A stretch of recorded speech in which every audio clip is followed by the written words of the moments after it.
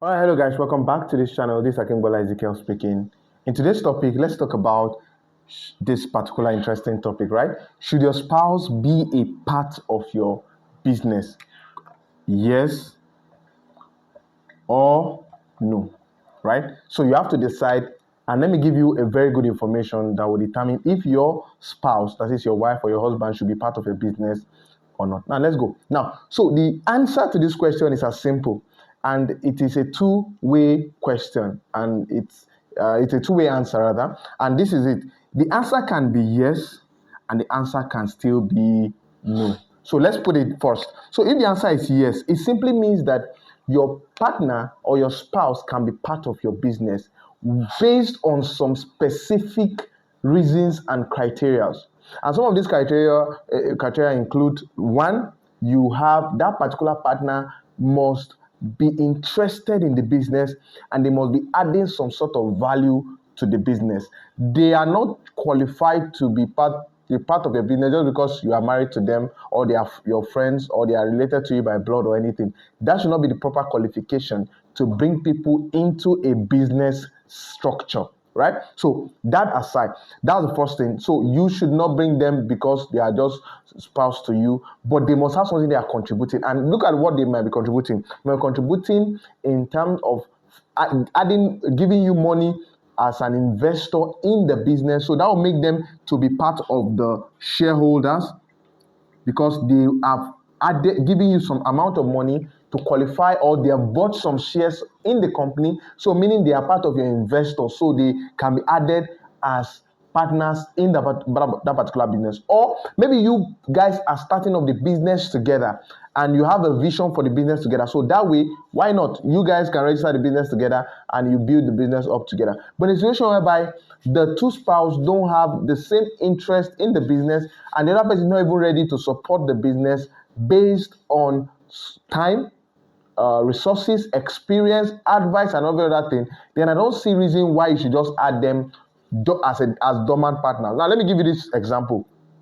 As someone who has been registering businesses for over 6 years, I've seen situations whereby some people just go, oh, I want to register my business and I want my husband to be there. I want to register my business and I want my wife to be there. And after 2-3 years of that registration, they will come back to you and tell you that, oh, my husband has not been supporting the business. I've just been the one doing the business. And you notice that if a person, you have added the person as a director, now you understand the person will be a signatory to the business account.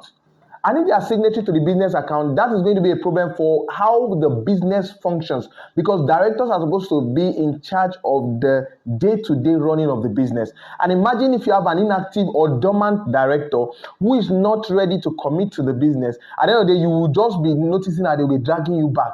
Because when you make decision and that particular person is not in support of that particular decision, even though they don't understand the reason why you are taking that decision, they will not support it, and that decision will not fly because they are part and parcel of the business. You have allotted a particular share to them. You have made them director in the business. So that way, that business will be dragged down because you don't have someone who is supportive to grow the business. So you can only add them if they have reason to support. Now, you should not add your partner or your spouse to a business, like I said, if they don't have interest in running the business together with you. So there's no reason to even start something that will lead to an issue. Why not just have separate businesses? So if you have your business, maybe I'm a fashion designer, I just register my business as a fashion designer, and if the other person is a carpenter, let him register his business as a carpenter and let the person handle the day-to-day transaction of the business, and I will handle the day-to-day transaction of my own business. That way there'll be no rift or conflict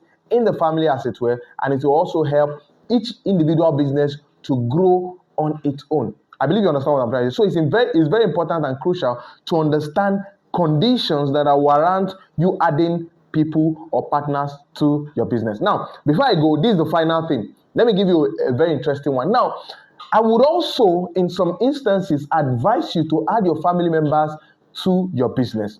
So let's say I've had a business and I've run my business for the past 5 years, and I've grown the business to a particular extent. And now I want to secure the future of my spouse. I want to secure the future of my wife now, as a guy. I want to secure the future of my children and maybe some particular family members, then I can create a business, a company for them. I can make them directors in the company. Do you understand? I can make them directors, so I can make my wife director, the children director, maybe a brother or a sister director. You understand? So that means they are going to be, though they might not even understand the business as it were, but they are already it's just like you are handing over the business to them, or you are making them a part of the business until a particular period of time when they can be active to handle the business. And also you can also make them share holders in the company. So for instance, I've seen situations whereby people register business. When I register business for people, they put, for instance, a man put his husband, his wife now, and put his children as shareholders in the company. So they might be minor shareholders, but they are owning a particular share in the company. And some of the percentage, the way they divide the percentage share is that the husband takes 50%, the wife takes about 25%, and they share the remaining 25% amongst the children. You understand? So some people even go ahead as much as giving most of the percentage to their children, just because the worth of the company, or the reason why they're registering that company, is just to be able to secure the future of their children. I believe you understand what I'm trying to say. So in this instance now, you are trying to give a future for your children. You are trying to build a company that would be able to cater for their need when you are no longer around, and you want to make it in a very you want to make it structured, even though this outside your will. For instance, now your will is a different thing, right? But this one now gives outside the will, this can function. Do you understand? Outside the will, this can function because it's a legal entity, and those structures that are contained in that particular entity can be carried out. Even the person, though there are conditions based on the memorandum of association that will direct all the details of how these things will go. So it's important to understand when and how you should add a partner or a spouse to that particular business. My name is Akinbola Ezekiel. I hope I've been able to give you one or two new information. Subscribe to this channel, give this video a thumbs up, and watch the next video that will be coming up on the screen. See you in the next one. Thank you. Bye.